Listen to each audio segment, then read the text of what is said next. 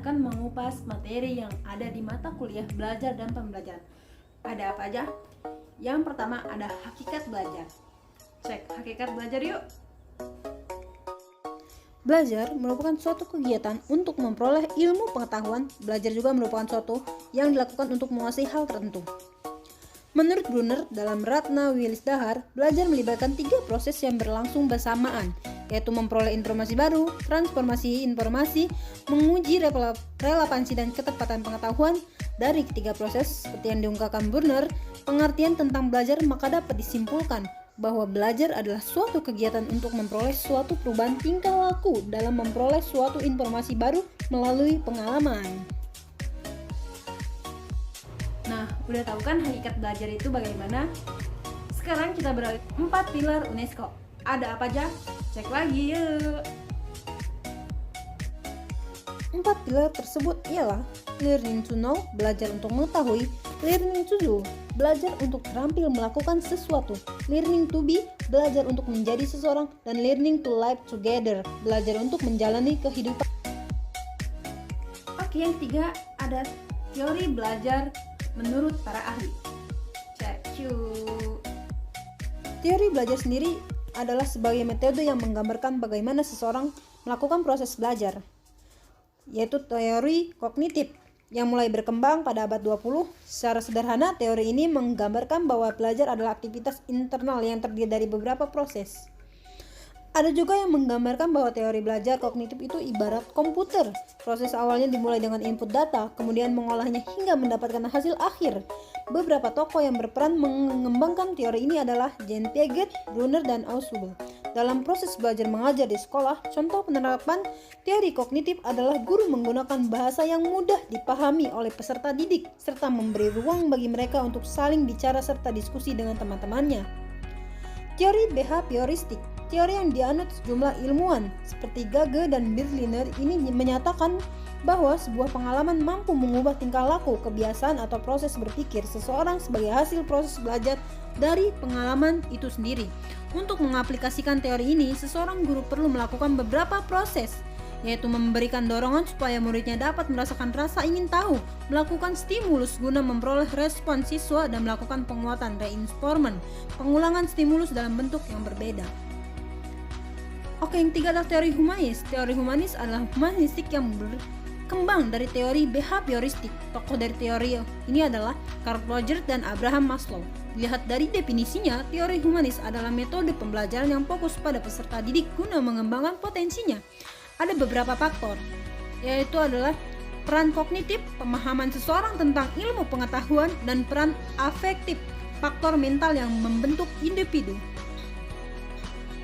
Selanjutnya, teori konstruktif. Teori konstruktif sejatinya sudah ada dari dulu, namun masih digunakan sampai sekarang karena bersifat efektif dan mampu beradaptasi dengan baik terhadap perubahan zaman.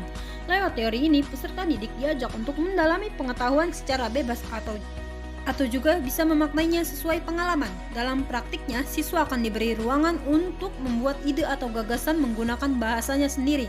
Dampaknya lewat penjelasan yang familiar, orang lain diharapkan mampu menerima ide yang disampaikan dan merangsang imajinasinya. Selanjutnya, yang keempat, kita akan menjelaskan STM dan LTM. Apa sih STM dan LTM itu? Alias panjangan dari Short Term Memory and Long Term Memory. Yuk kita bahas. Apakah long term memory itu? Long term memory adalah memori jangka panjang, proses penyimpanan informasi dalam jangka waktu yang lama. Jika kita dapat mengingat sesuatu hal atau kejadian yang terjadi lebih dari sekedar beberapa saat yang lalu, baik itu terjadi beberapa jam yang lalu atau dekade sebelumnya, maka itu adalah long term memory. Apakah short term memory itu? Memori jangka pendek yang dikenal sebagai memori primer atau aktif adalah informasi yang sedang kita sadari atau pikirkan. Memori jangka pendek bersifat sangat singkat, dan ketika kenangan jangka pendek tidak dilatih atau dipelihara secara aktif, maka hanya akan bertahan beberapa detik. Memori jangka pendek juga mempunyai sifat terbatas. Pada umumnya, memori jangka pendek dapat mempertahankan kurang lebih 2-7 itu.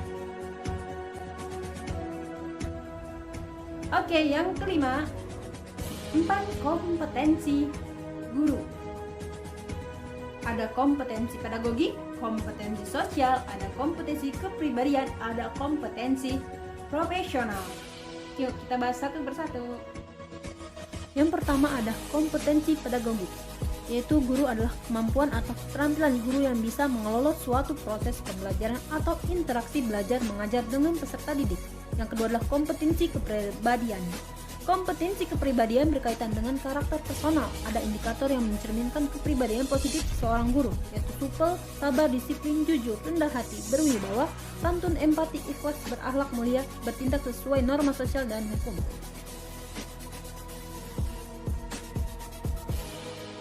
Yang ketiga adalah kompetensi profesional, yaitu kemampuan atau keterampilan yang wajib dimiliki supaya tugas-tugas keguruan bisa diselesaikan dengan baik.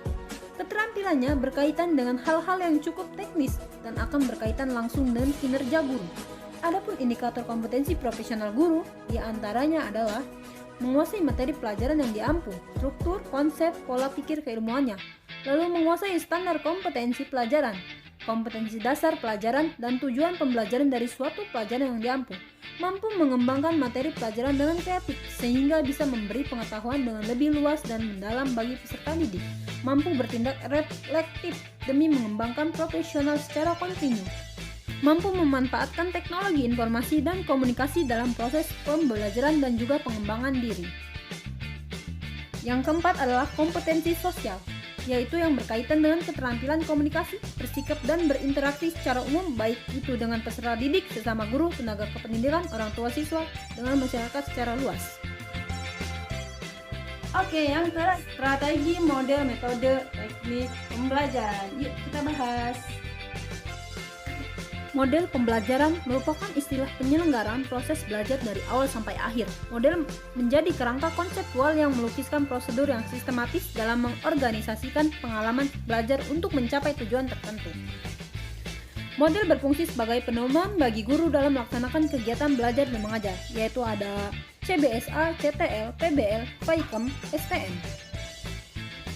Yang kedua adalah metode pembelajaran. Metode pembelajaran sudah bersifat praktis untuk diterapkan. Ada metode inquiry, metode discover learning, VBL, mind mapping, role playing. Yang ketiga adalah teknik pembelajaran, yaitu suatu cara spesifik yang dilakukan seorang dalam menerapkan suatu metode pembelajaran. Yang keempat adalah strategi, merupakan bagian dari teknik. Apakah perlu ada pertanyaan kunci, apakah perlu berkelompok, individu, apakah berpusat pada murid. Yaitu contoh teknik dan strategi: question probing, SFL, TFL, berkelompok, individu, gerakan, tanda, warna. Nah, itu dia materi yang ada di belajar dan pembelajaran. Semoga bisa dapat dipahami dengan baik ya, dan bisa aplikasikan ketika kita sudah menjadi guru nanti ya. Wassalamualaikum.